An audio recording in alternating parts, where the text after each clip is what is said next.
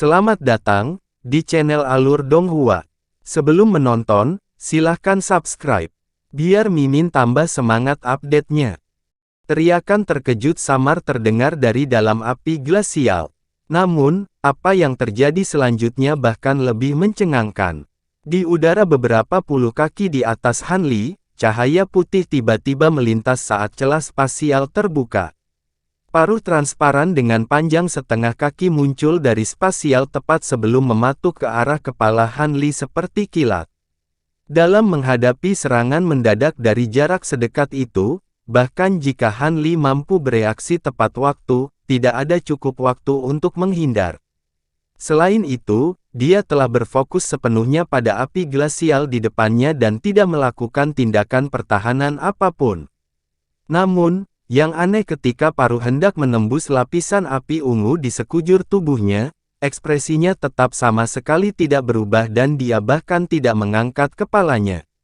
Dentuman keras meletus saat perak pertama kali muncul, tampaknya dari udara tipis, sebelum menghantam paruhnya. Cahaya perak menyala selama bentrokan dan paruhnya terlempar beberapa kaki. Cahaya spiritual kemudian melintas di samping paruh saat sesosok biru muncul, dalam proses menarik kepalan perak. Ini tidak lain adalah boneka humanoid. Setelah Hanli menyadari bahwa bentrokan dengan Ice Phoenix tidak dapat dihindari, dia telah menginstruksikan boneka humanoid untuk melindunginya, itulah sebabnya dia dapat mengalihkan serangan mematikan itu tepat pada waktunya. Setelah serangan mendadaknya digagalkan, paruh tajam itu segera menghilang. Api glasial putih di depan Hanli menyusut kembali sebelum menyatu untuk membentuk tubuh Ice Phoenix kelas 10 itu. Pada titik ini, binatang iblis itu hanya berukuran sekitar 30 kaki, secara signifikan dirampingkan dari perawakan aslinya. Melihat ke bawah pada benang biru yang mengikat cakarnya dan mendengus dengan dingin. Cakarnya tiba-tiba membesar beberapa kali lipat saat ia berusaha melepaskan diri dari benang. Namun, cahaya biru melintas di atas permukaan benang dan mereka tetap kokoh di tempatnya meskipun ada upaya terbaik dari Ice Phoenix. Sedikit terkejut melintas di mata Ice Phoenix saat melihat ini. Namun, ia kemudian membuka mulutnya untuk mengeluarkan dua garis cahaya putih yang menyilaukan, yang mengelilingi cakarnya. Saat seberkas cahaya putih melintas di udara, benang biru itu terputus seperti rumput layu. Baru pada saat itulah cahaya putih berhenti di udara dan mengungkapkan bentuk aslinya. Itu adalah dua pedang putih kecil yang memancarkan cahaya glasial yang redup. Jade mendalam segudang tahun, Hanli segera mengenali bahan dari mana kedua pedang terbang itu dibuat. Pada saat yang sama, alisnya berkerut karena khawatir. Benang biru itu adalah manifestasi dari cahaya yang berkilauan di permukaan kuali Heaven Void.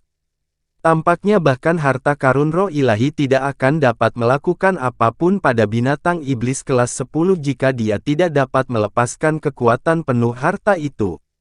Namun, dia tidak berniat terlibat dalam pertempuran berkepanjangan dengan lawan ini.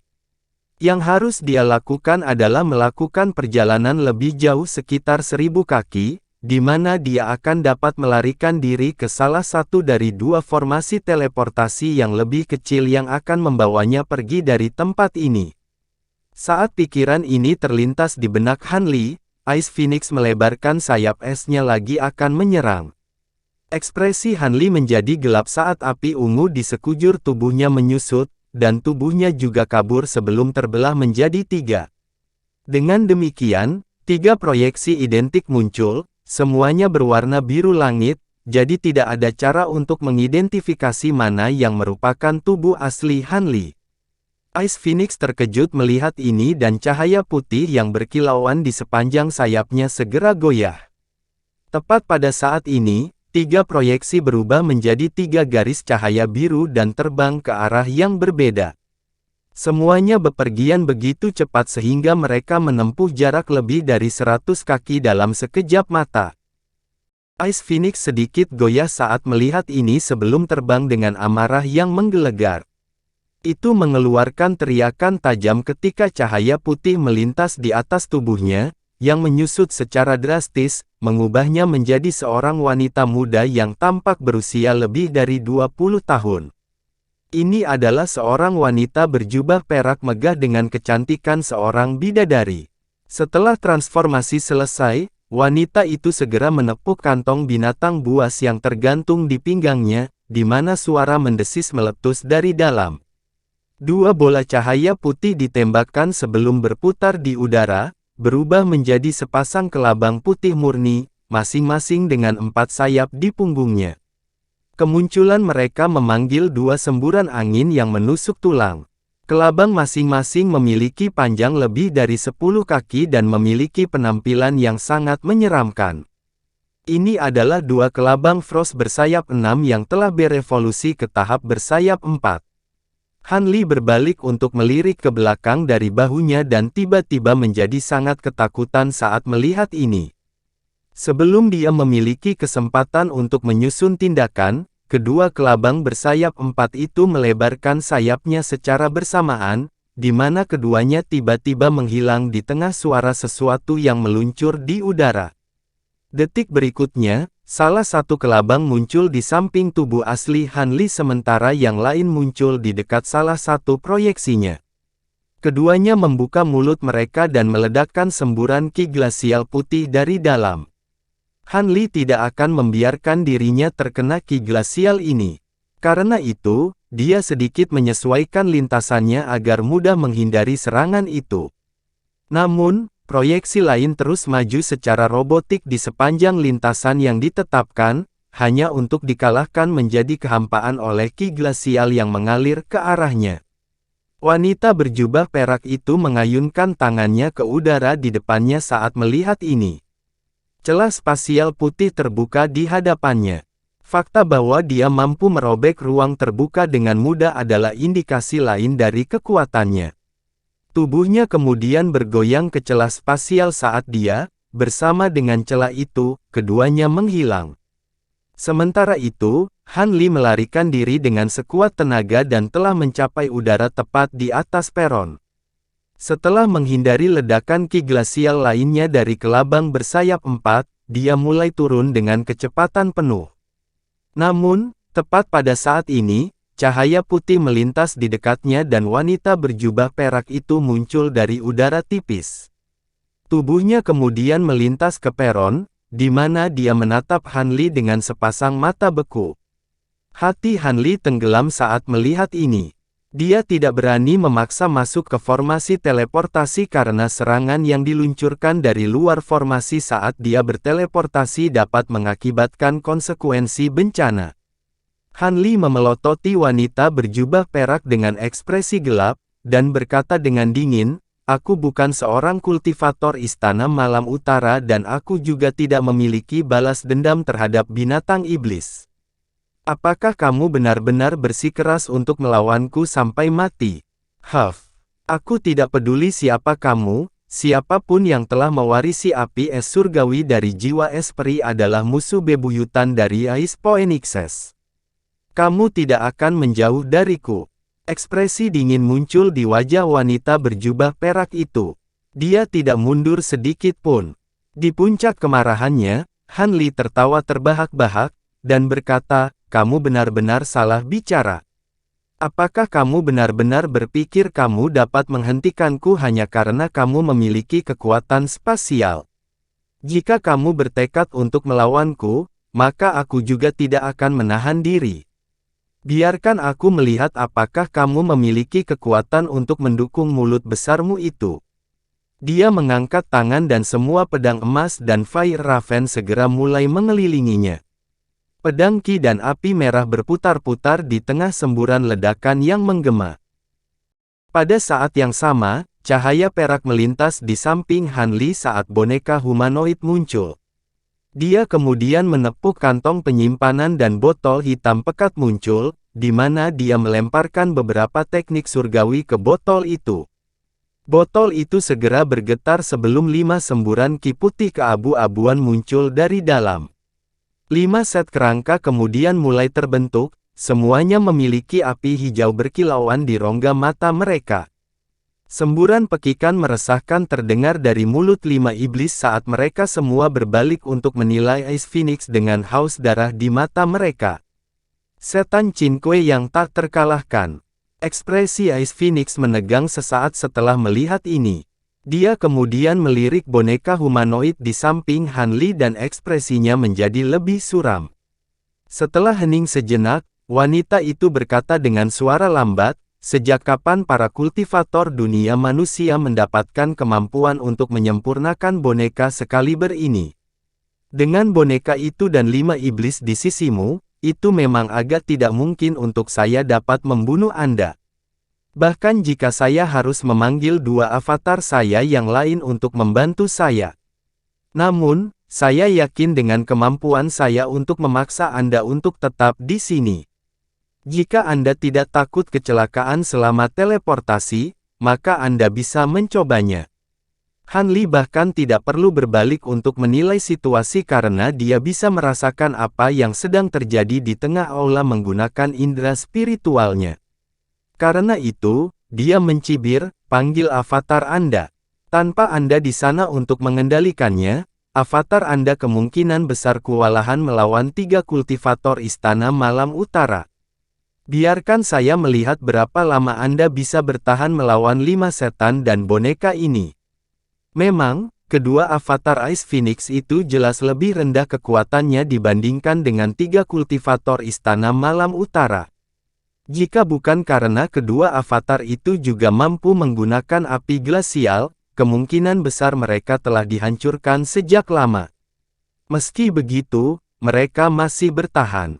Tuan Istana bahkan memiliki kapasitas cadangan untuk menonton pertempuran Han Li saat dia melawan 2 avatar. Ekspresinya sangat bimbang saat dia melihat dari jauh, tapi dia tidak berniat membantu Han Li.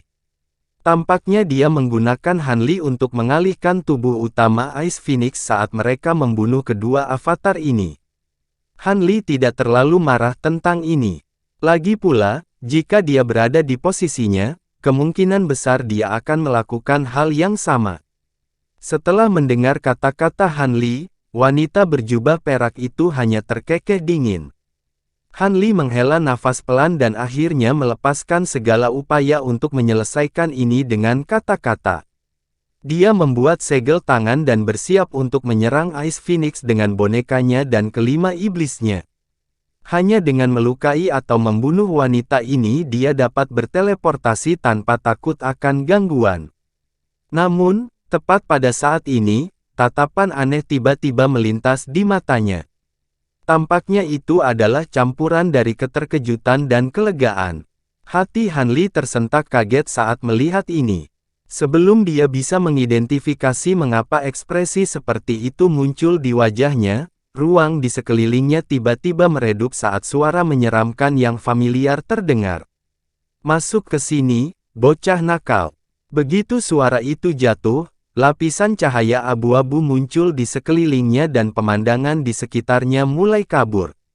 Hati Han Li tersentak kaget saat dia segera mengayunkan lengan baju ke udara.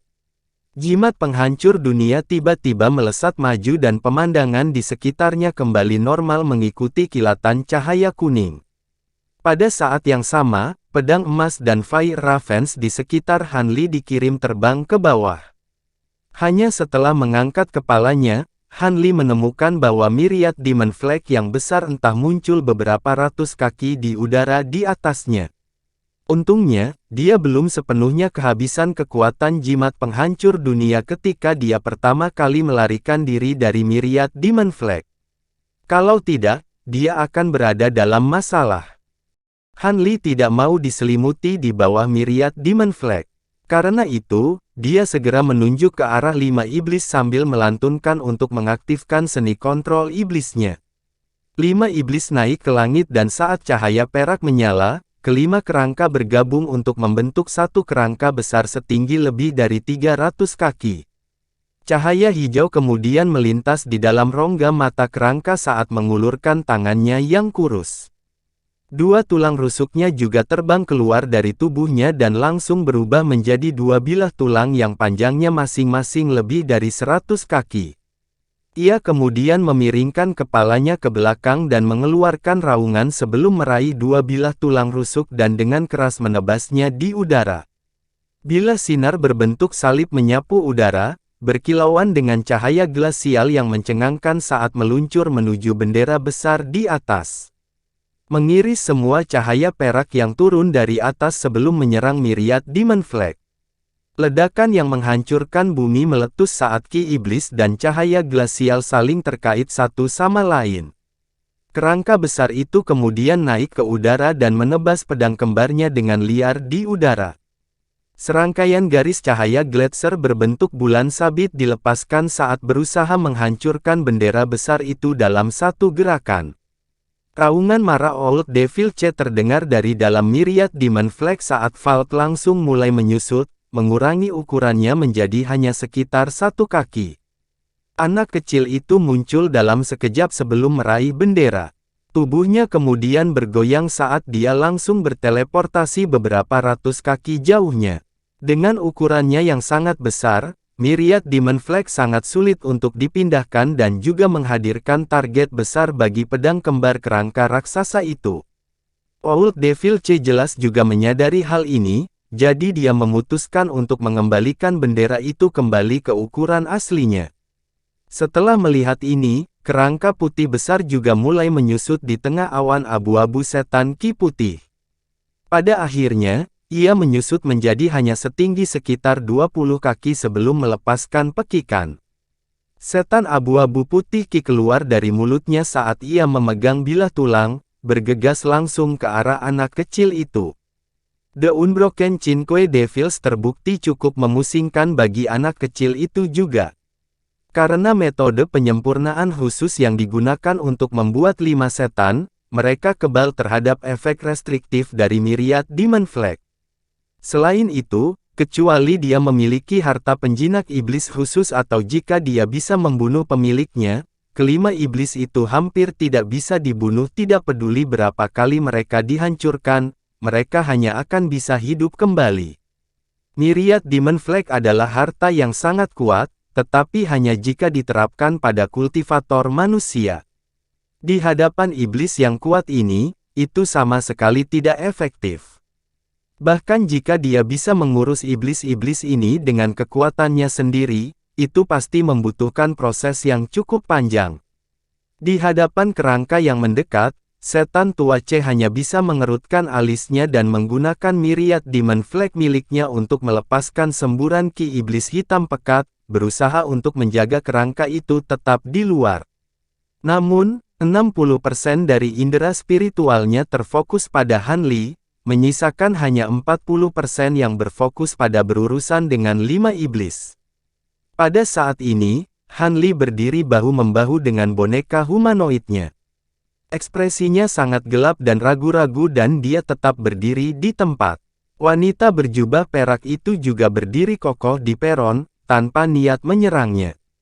Tampaknya dia berharap kebuntuan ini berlanjut atau mungkin dia takut jika dia bergerak, Han Li akan dapat menyelinap di sekitarnya dan melarikan diri menggunakan formasi teleportasi. Adapun dua kelabang bersayap 4, mereka melayang di atas dua formasi teleportasi yang lebih kecil sambil menilai Han Li dengan tatapan mengancam. Ice Phoenix ini tahu bahwa dua formasi teleportasi adalah satu-satunya jalan keluar dari aula. Alasan Han Li tidak memulai serangan sangat sederhana. Dia agak waspada dengan kemampuan manipulasi spasial Ice Phoenix. Dia memiliki banyak trik di lengan bajunya, tetapi dia memikirkan cara untuk memaksa kembali binatang iblis ini sebelum melarikan diri dengan selamat dari tempat ini. Namun, tepat pada saat ini, semburan tawa liar tiba-tiba meletus dari tengah aula di belakangnya. Haha, akhirnya aku keluar. Aku akan bersenang-senang kali ini. Kamu berjanji kepadaku bahwa kamu tidak akan membuatku kembali sampai aku bersenang-senang. Suara terkekeh itu terdengar seperti suara perempuan, tetapi sangat kasar dan tidak menyenangkan untuk didengarkan. Han Li sedikit goyah sebelum menyapu indera spiritualnya di belakangnya, di mana ekspresi terkejut muncul di wajahnya. Tuan istana yang awalnya melawan dua avatar Ice Phoenix tiba-tiba meninggalkan medan perang itu untuk bergegas menuju Han Li. Kedua lelaki tua itu ditinggalkan untuk mengurus avatar Ice Phoenix. Di belakang wanita itu ada awan Yin Qi hijau tua yang mengikutinya seperti bayangan. Ada sosok wanita yang tidak jelas berputar-putar di dalam Qi hijau, dan suara cekikikan juga muncul dari sana. Han Li dapat merasakan bahwa wanita di awan hantu Qi ini memiliki energi Yin yang sangat kuat, dan merupakan kultivator Nas Chen Soul lainnya. Namun, energi Yin yang memancar dari tubuhnya menunjukkan bahwa dia adalah seorang kultivator hantu yang sangat kuat. Jangan khawatir, rekan Taois Han, aku tidak akan membiarkan mereka mengeroyokmu. Aku di sini untuk membantumu, kata kepala istana. Han Li sedikit terdiam setelah mendengar ini. Wanita ini jelas hanya takut dia akan dibunuh oleh dua binatang iblis ini sebelum mereka menyerang istana malam utara. Namun, dia membuatnya terdengar seolah dia bergabung dalam pertempuran ini untuk membantunya. Sejak awal, para binatang iblis kelas 10 ini telah menargetkan istana malam utara. Namun, Han Li agak terkejut dengan wanita itu dapat segera mengidentifikasinya, dan dia pasti tidak akan menolak bantuannya. Memiliki dua kultivator Nas Chen Soul yang terlambat bergabung dengannya dalam pertempuran akan sangat menguntungkan.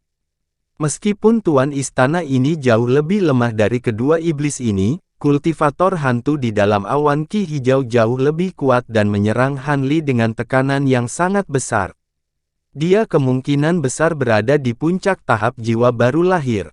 Setelah melihat wanita dalam Qi hijau, anak kecil yang sedang melawan kerangka besar itu tiba-tiba berteriak, "Ibu hantu infernal! Jangan mencampuri urusanku." Tawa yang sangat tidak menyenangkan keluar dari mulut wanita itu saat dia menjawab, "Hehe, jika tubuh aslimu ada di sini, maka aku tentu saja tidak akan berani campur tangan. Tapi kamu hanya avatar belaka, apa yang akan kamu lakukan? Ibu hantu infernal, kamu adalah kultivator hantu yang menghancurkan beberapa sekte kultivator sendirian." Ekspresi wanita berjubah perak itu juga sedikit berubah setelah mendengar nama ini. Dia jelas juga menyadari siapa wanita ini. Merupakan suatu kehormatan bahwa penguasa lautan glasial telah mendengar namaku. Bahkan ketika tubuhku pertama kali hancur, aku telah mendengar bahwa kamu memiliki kekuatan untuk maju ke tahap transformasi dewa. Kamu masih hanya di kelas 10 pasti karena kamu takut menciptakan ketidakseimbangan dalam Qi asal dunia manusia. Sehingga menimbulkan serangan balik pada dirimu sendiri, tapi membatasi basis kultivasimu sendiri seperti ini pasti perasaan yang sangat buruk. Selain itu, meskipun kalian Ice Phoenixes memiliki rentang hidup yang sangat panjang, Anda seharusnya tidak dapat hidup lebih lama lagi jika Anda tidak maju. Wanita di hantu Qi tampaknya sangat akrab dengan Ice Phoenix kelas 10 ini, dan baru saja mengungkapkan rahasia terbesar di hatinya. Sebaliknya, Han Li menarik napas tajam karena terkejut. Dia akhirnya mengerti mengapa Ice Phoenix ini begitu sulit untuk dihadapi. Tuan istana berkata, "Aku tidak melepaskanmu agar kamu bisa bertemu dengan beberapa teman lama. Jangan khawatir, saya dapat dengan mudah memastikan kelangsungan hidup Anda selama tidak ada kultivator transformasi dewa di sekitar. Tapi jangan lupa apa yang Anda janjikan kepada saya. Juga, Anda secara paksa memanggil saya meskipun Anda tidak memiliki batu roh. Setelah ini, Yin Qi akan memasuki tubuh Anda dan Anda pasti akan menderita penyakit parah sebagai efeknya." Ibu hantu neraka terkekeh. Ekspresi Tuan Istana menjadi gelap setelah mendengar ini. Tuan Istana menoleh ke Han Li dengan ekspresi ramah, dan menyarankan, "Kakak Han, bagaimana menurutmu kita bergabung dan menyingkirkan Ice Phoenix ini terlebih dahulu?" "Aku tidak keberatan dengan itu." Han Li mengelus dagunya dan mengangguk. Tuan Istana sangat gembira mendengar ini, namun saat dia hendak menyerang dengan Infernal Ghost Mother, wanita berjubah perak di bawah tiba-tiba terkekeh dingin sebelum melepaskan seberkas cahaya putih. Salah satu formasi teleportasi kecil terpotong menjadi dua. Ekspresi Hanli dan kepala istana berubah drastis saat melihat ini. Jika kamu berencana untuk mengeroyokku, maka aku akan menghancurkan formasi ini juga. Ancam wanita berjubah perak itu. Tuan istana dengan paksa menenangkan dirinya sebelum bertanya, mengapa kamu melakukan itu? Jika kamu menghancurkan formasi teleportasi itu, maka tidak satu pun dari kamu akan dapat meninggalkan Spirit Void Hall juga. Apakah kamu lupa bagaimana aku berhasil menyusup ke Spirit Void Hall? Wanita berjubah perak itu tertawa dingin. Ekspresi Hanli sedikit tegang. Kepala istana merenungkan situasi sejenak sebelum beralih ke Hanli saat dia berkata, tidak perlu mengindahkan ancamannya, rekan Taois Han. Bahkan jika binatang terkutuk ini benar-benar menghancurkan formasi teleportasi, kita dapat bergabung untuk menghancurkannya. Melalui pembatas dan keluar melalui gerbang utama aula. Ini akan memakan waktu. Alis Hanli berkerut saat ekspresi ragu-ragu muncul di wajahnya. Jika dia tidak membunuh ketiga kultivator Istana Malam Utara di Gua Giok yang mendalam, maka dia dapat bergabung dengan kepala istana untuk membunuh binatang iblis ini. Namun, itu jelas merupakan tindakan yang akan memakan waktu lama. Para kultivator Istana Malam Utara pasti akan menemukan situasi di Gua Giok yang mendalam. Tuan istana awalnya sedikit bingung dengan ekspresi Hanli sebelum sebuah pikiran tiba-tiba terlintas di benaknya. Hanli telah muncul di hadapannya, namun tidak ada kultivator lain yang muncul kembali. Itu sudah membuat firasat buruk. Namun, di hadapan musuh yang begitu kuat, dia hanya bisa berpura-pura tidak menyadari situasinya. Cahaya yang menentukan tiba-tiba melintas di matanya saat bibirnya bergetar, seolah dia sedang mengirimkan suaranya. Infernal Ghost Mother di belakangnya tiba-tiba melintas di dalam awan kabut hijau dan tubuhnya tiba-tiba menjadi buram.